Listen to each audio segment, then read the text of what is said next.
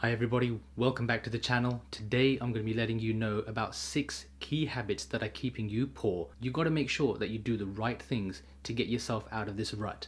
The world, the economy is in a very negative place and it's only going to get worse. So what are the key things that you can do to get yourself out of this? Just before we get into those 6 key things, you need to understand there's a whole lot of content, information out there which is false, which is a lot of fake news. But I'm a doctor, I'm a real person. I cannot give false or fake advice. So these are 6 key things that I have done over these years as working as a specialist doctor in the hospital. And these are things that you could do yourself to help get yourself into a much better position, build wealth, and also, in fact, build generational wealth. Let's get into it. So the first of these 6 topics is make sure you pay yourself first. Make sure that you put away money into an investment or a saving account to start with, not wasting it on other things like purchases or spending it or splashing out on clothes, cars, jewelry, holidays, these types of things. You need to make sure that you put away a certain amount of your monthly income straight away. Now most people will go by rich dad poor dad's philosophy and say put 10% of your income away. To be honest, rich people don't even put 10%. They'll put closer to 90% of that away. You have to understand that the more that you can keep for yourself rather than putting it back out into the economy, if you can invest that amount, that's going to be even better for you because it's going to grow and build. Whereas if you're going to spend it, essentially putting it back out into the world, you are giving money into other people's hands. You want to be able to keep that for yourself, for it to grow, for it to make more money for yourself. Whether that's through property development, whether that's through buying and selling houses, whether that's to do with renting, whether that's to do with stock, shares, bonds, you name it, all these things. There's many different things that you can do. But the more you can maximize it, the better it's going to be for yourself. This little simple trick will mean by the end of the year, you will have a lot more for yourself than compared to someone else who's given away all their money. Topic number 2 is relying on bad debt. So many people out there that you'll know, like friends, family members, work colleagues, they all splash money out on cars. They're even paying for holidays on credit cards, booking things in advance on certain percentages of APR. All these things are bad debt. They're things where you're having to pay back a lot more in the future rather than paying for something up front that is actually not going to cost you any interest. Interest of that kind is really bad because it's interest that is money lost to you that is not working for itself. It is not interest that's gaining you anything. It's essentially giving you a very quick dopamine hit. It's making you feel good. And then what happens? Once you've had it, or you've finished the holiday, you come crashing down. Having this kind of bad debt is why so many people in the country are running negative and living paycheck to paycheck. I, for example, don't live like that. I never have. And that's because I follow these key rules. If you can't afford to pay for something outright, you shouldn't bother buying it. The only time you should borrow money to pay for something is if it's going to be making you money in the long term. So, moving forward, just stop it. Don't waste your time, don't waste your money, don't waste your interest. Some of you may say that is so easy to do. It is actually very easy to do. Why? Because you gotta live within your means. Live as if you are broke. Now that sounds absolutely ridiculous to say, but if you do that long enough and you make the correct investments and you self-develop yourself, you will definitely get yourself into a better position other than being stuck paycheck to paycheck like we said earlier on. Number 3 is the fact that most people don't even track their income or expenditure. They don't even know what's coming in, what is going out, where they're spending their money, and that's because they're drip feeding and losing their money on a day-to-day basis. Little purchases here, little expenditure there, buying little gifts in drips and drabs. If you accumulate that over time, over the weeks and the months, it adds up to actually several £1,000s. If you can actually keep a track on what is coming into your account, what is going out, it means that you will be able to define what you need to spend on certain amounts, whether it's bills, petrol, if you need to spend on other things like schooling for kids or for yourself, clothes, other amenities, you name it.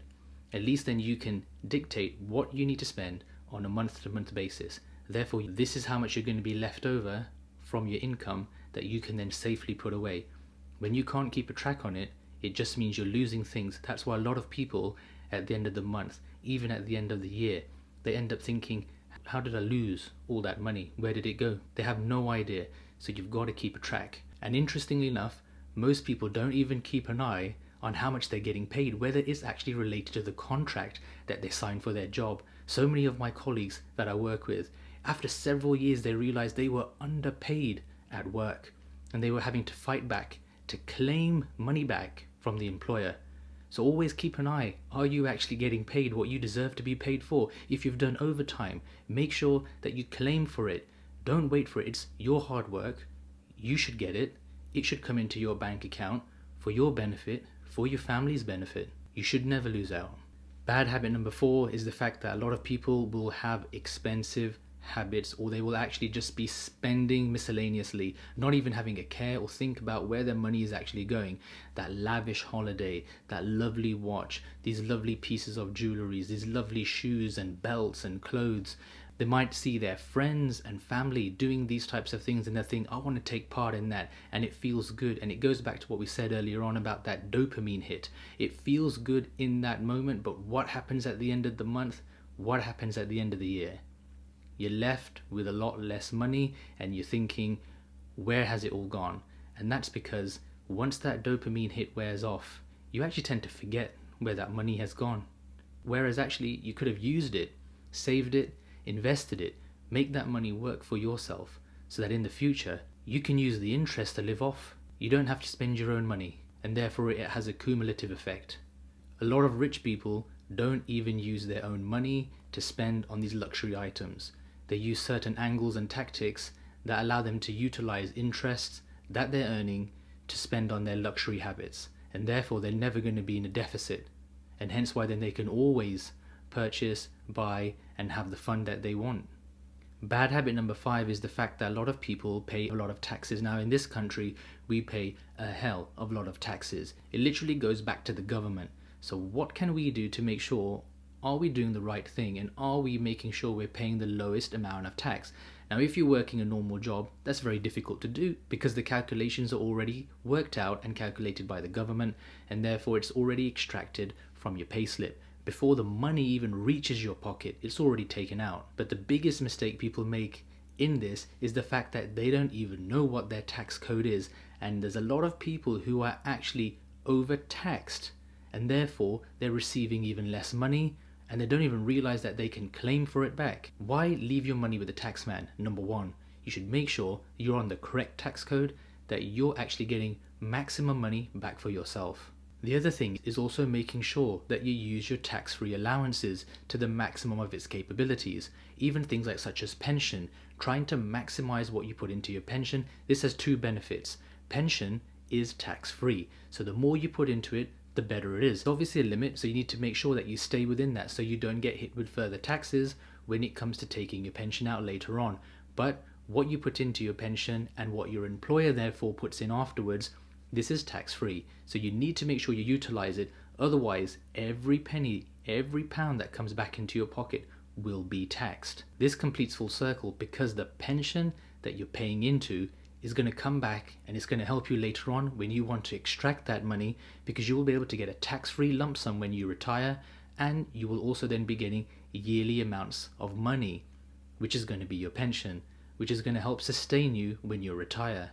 And so making sure that you utilize your pension, get a good pension, and you're paying into it and maximizing it is only going to have future benefits for yourself when you retire. There's a lot of people out there who don't even bother thinking about pension. That lands them into a lot of trouble later on in life. And who wants to be an older person living on the breadline? You want to be sitting there comfortable, wealthy, extra money coming into your pocket, where you can utilize, live a luxury lifestyle. And in fact, you might even want to retire early so that you can do that as well. And for those of you that run businesses, run limited companies, you want to make sure that you are paying for a very good accountant so that they can utilize all the tax rules that are available to utilize your money for the company in the correct way, so that you're not avoiding anything or doing any odd or dodgy schemes, but in fact, you're using the rules to the best of your advantage to get the maximum outcome so that you're paying less tax and that more money is coming back into your pocket. And that's why those people who go for the very cheap accountants or the very cheap tax advisors, and they think that they're going to save money by not spending on higher end accountants or tax advisors. And a lot of people think that by saving on that type of money to try and get those little pounds back into your pocket on a yearly basis, they think they're going to make a lot more money as a result of that. But a lot of those people will end up getting hit with tax fines, inappropriate submission of paperwork and penalties.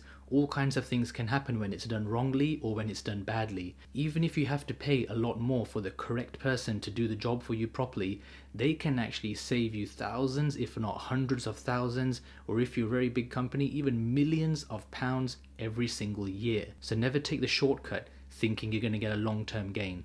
It just never works. And we get on to the final one at number 6, which is don't wait too long to invest. So many people wait till they get to 30, 40, 50 years of age to invest. There's something that you've got to understand, which is compound interest. Compound interest is where interest is added every single year and it keeps adding up and building up, hence compounding. It builds on top of the previous to build even more wealth. And that's more important because so the longer money sits with the compound interest building up, the longer it's there, the more money you're going to be having in it, where the money is going to be working for itself. Just imagine the lifestyle that one could lead when you're having £100,000 worth of interest coming in. You actually wouldn't need to work again. You could just be living off interest. And that's the absolute hilariousness behind investing early, utilizing the interest, the power of compound interest.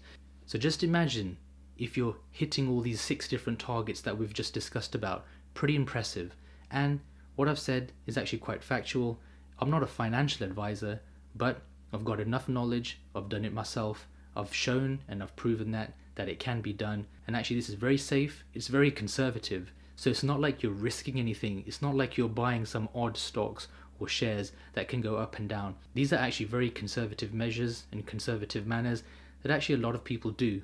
And that's why they build wealth and they pass it on to the next generation, and then it's a self-feeding cycle. Well, I hope that was interesting. I hope you enjoyed it. Remember, make sure you subscribe. Let's grow this channel. I'll catch you all in my next video. Make sure you stay blessed. Thanks for watching.